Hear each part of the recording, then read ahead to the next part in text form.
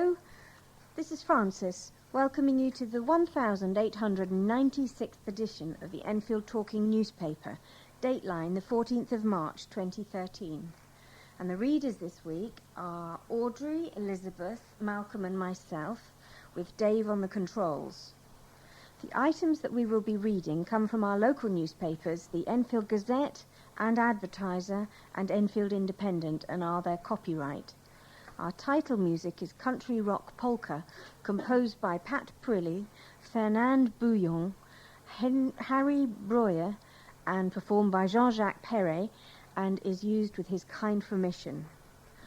Local stories include Squatters Told to Go, Patients Facing Longer Journeys for Cancer Treatment, Betty Celebrates After 105 Years of Living the Good Life, and Swan on the Mend After Dog Attack.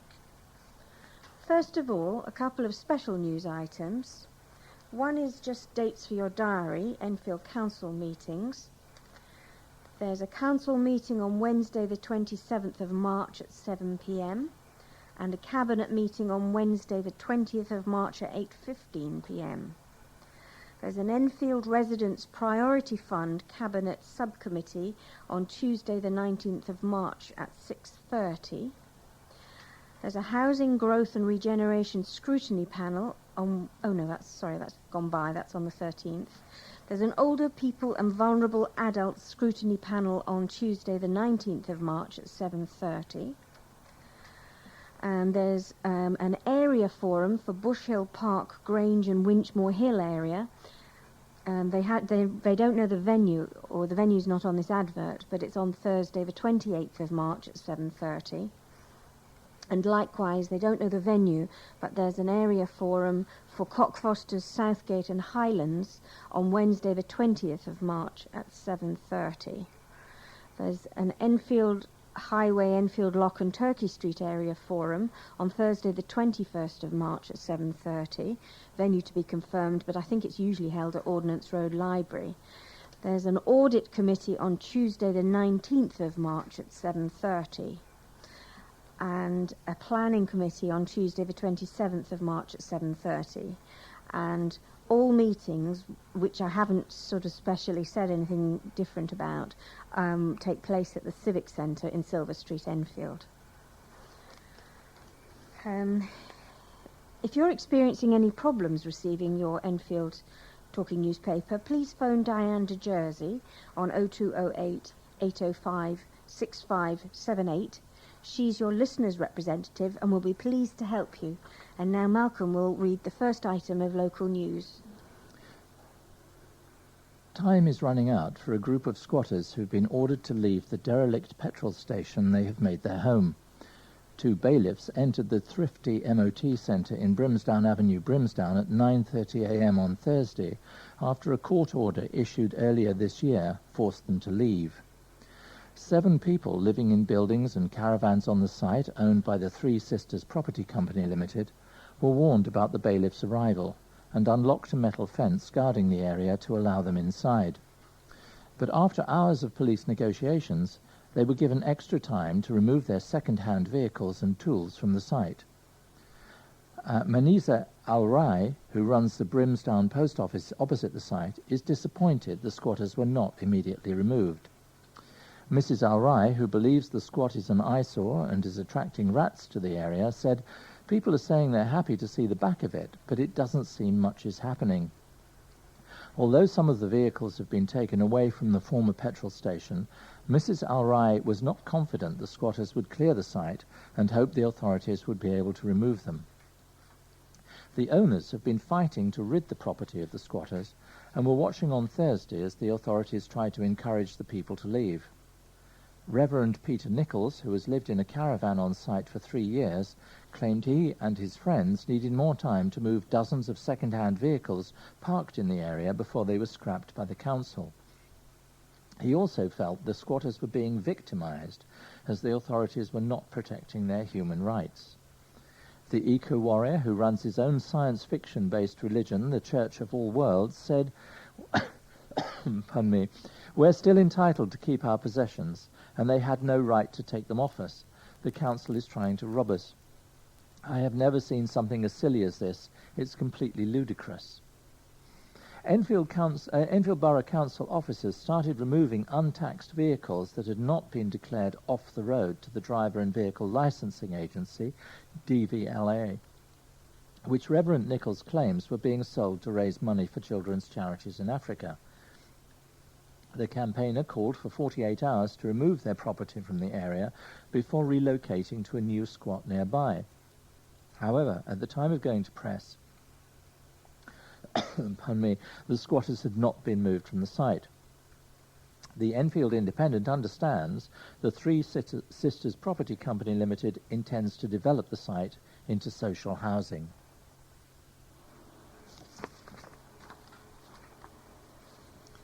Patients with prostate or kidney cancer may have to be prepared to travel longer distances as health chiefs table plans to move specialist surgery out of Chase Farm Hospital. Instead, patients may be forced to travel to the Royal Free Hospital in Hampstead and University College Hospital in Bloomsbury. Clinicians at the NHS North East London and the City and NHS North Central London have launched a consultation process on proposals to stop specialist urology cancer surgery at Chase Farm in the Ridgeway, Enfield, King George's Hospital in Ilford and Whipps Cross University Hospital in Waltham Forest. Health campaigners are concerned that many cancer patients living in Enfield, Barnet and other parts of London, as well as Hertfordshire and Essex, will have to travel lengthy distances for care. Alev Kazamulu, chairwoman of Enfield Council's Health and Wellbeing Scrutiny Panel, said, "Health care has been too London-centric for a long time, and the option we are presented with means that 2 million people may face a black hole. Centralisation of services can be a good thing, but we need to be given another option. There's no reason why we can't have 2 centres, with one further up north." A spokesman for Proactive, an Essex-based men's prostate cancer self-help group, said, "This is a major upheaval in local health services, not just a change to a small number of complex cases, but to all primary surgical treatment for the most common form of male cancer. Such a major change requires a full statutory public consultation before any decision is made." A spokeswoman for London Cancer, the board which advises NHS commissioners on cancer care, said that only around 2 people a day across North and East London and West Essex require this type of complex surgery, and that the majority of care, including less complex surgery, would continue to be carried out locally.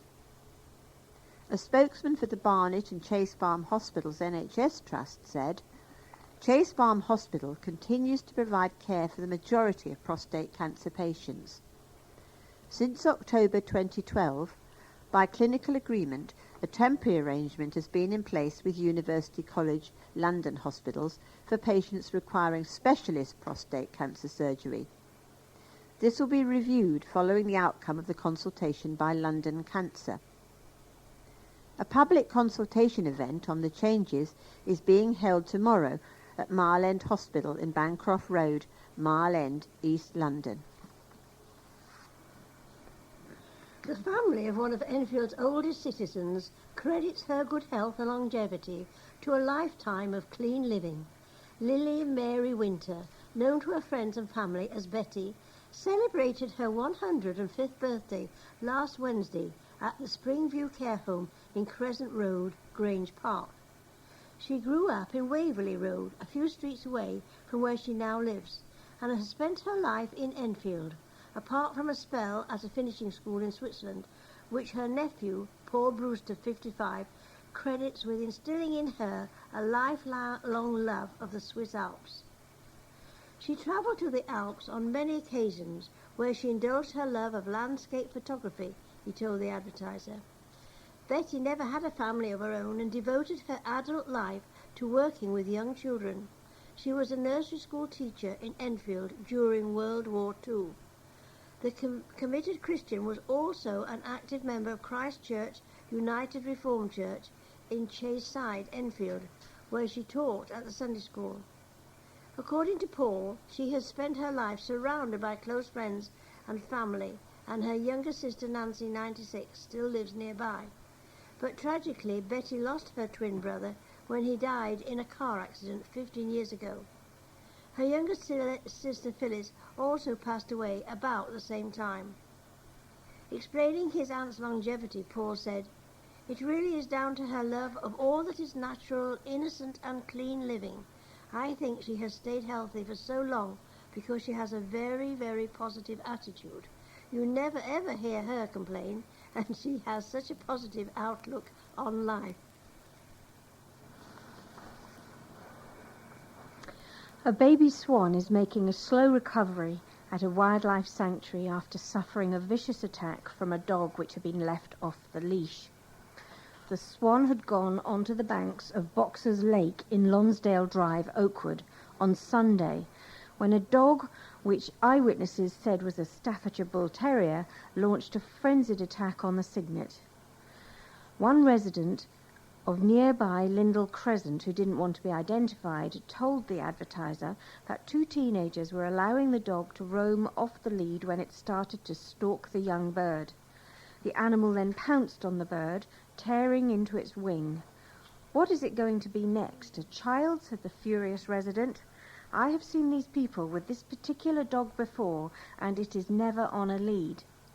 Another concerned resident telephoned Kevin Garton, an Enfield-based volunteer for a swan sanctuary, who rushed to the scene to find the injured bird nursing its wing in the water of the lake. "When I arrived, I saw the attacked swan wasn't using one leg, and it was keeping well away from everyone," he said. Mr. Garton managed to lure the wounded bird onto a boat and then whisked it away to the Swan Sanctuary in Shepperton, southwest London.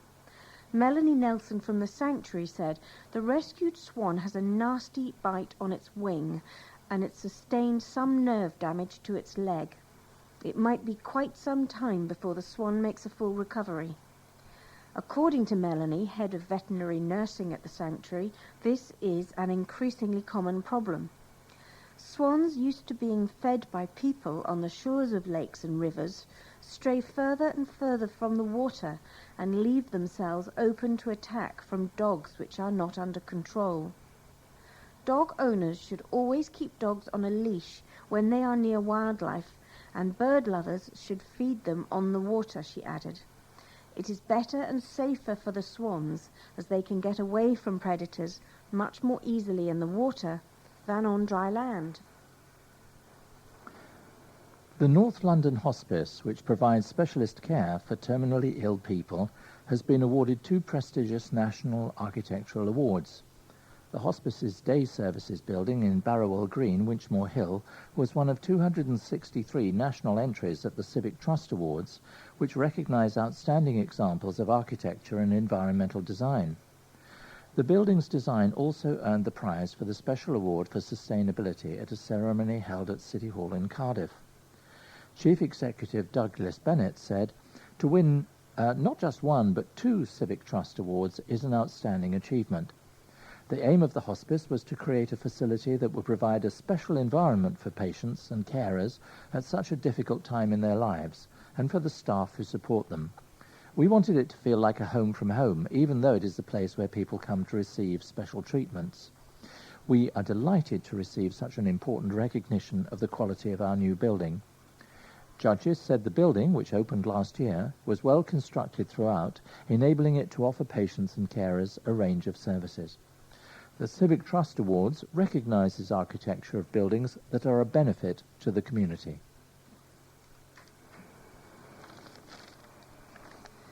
Churchgoers who clubbed together to find £250,000 to turn an old laundrette into a community centre are encouraging people to pop in.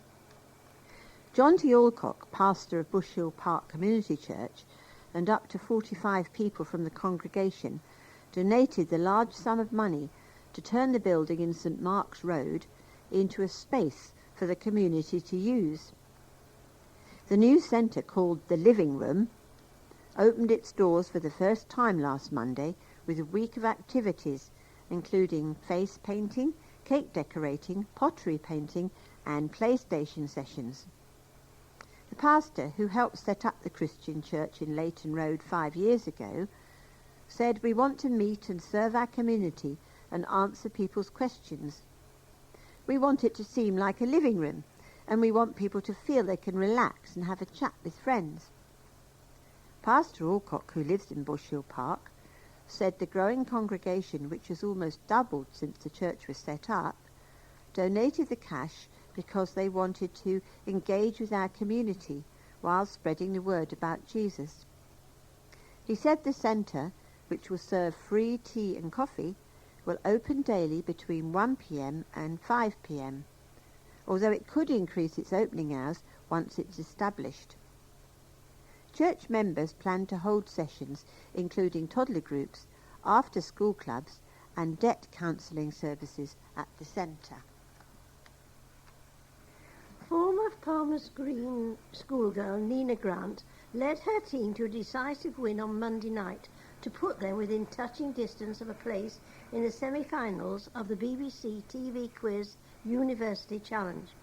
Her Bangor University team romped to victory over their opponents from Imperial College London, defeating their rivals by 90 points, with the final score reading 210 to 120 in favour of the Welsh team.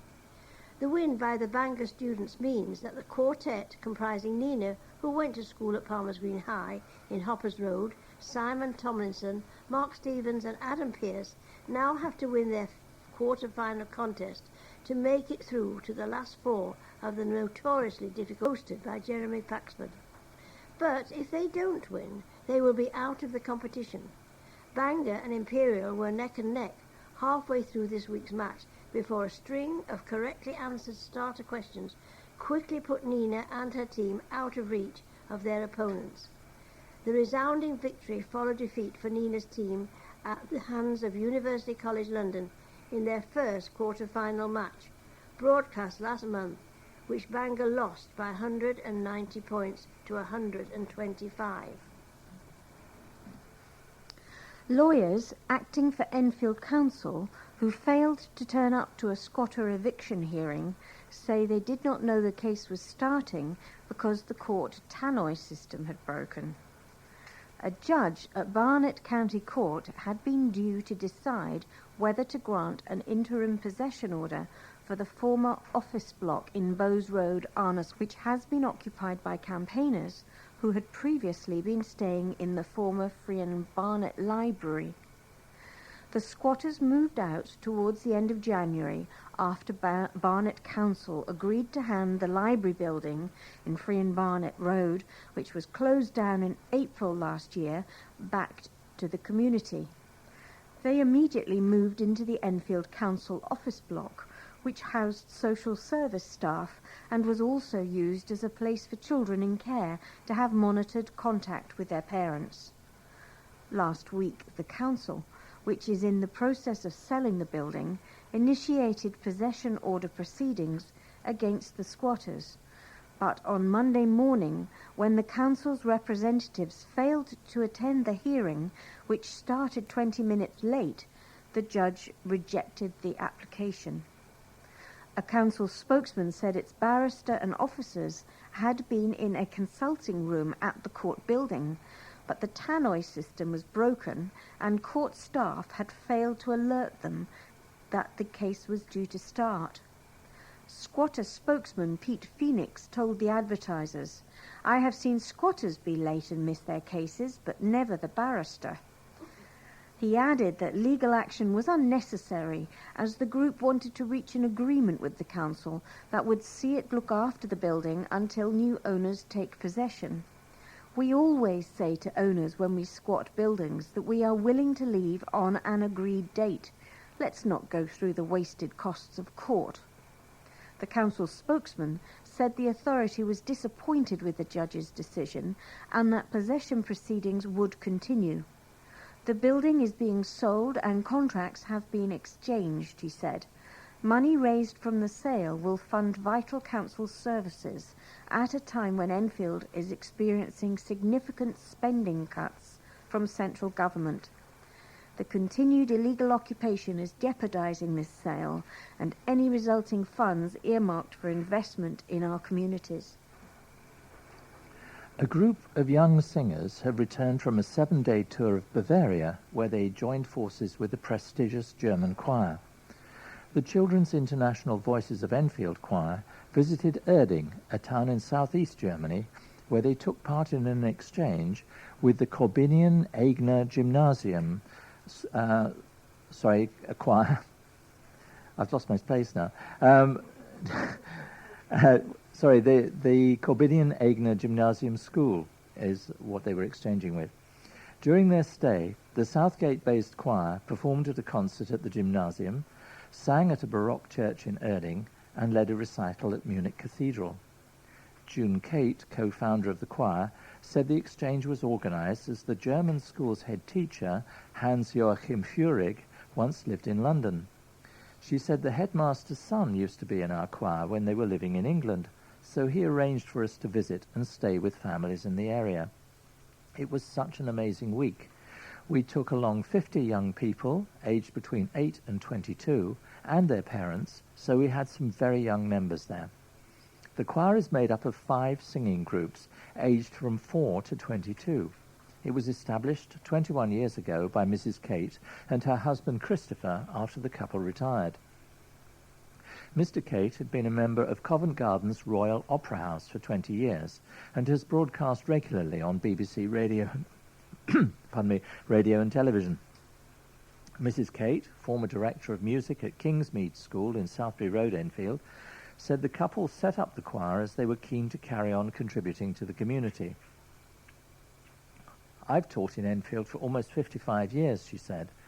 When I retired, it seemed like a good idea to form a choir ourselves and give our services for free. It started, it started with 8 or 9 children aged between 9 and 10. We have more than 100 young people in here now.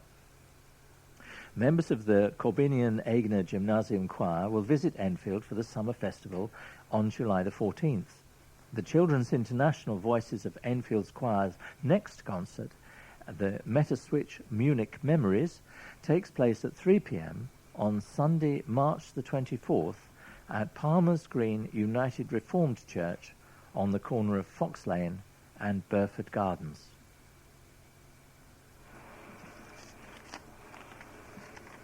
Shoppers turned out in their droves at the first open-air market in Enfield Island Village.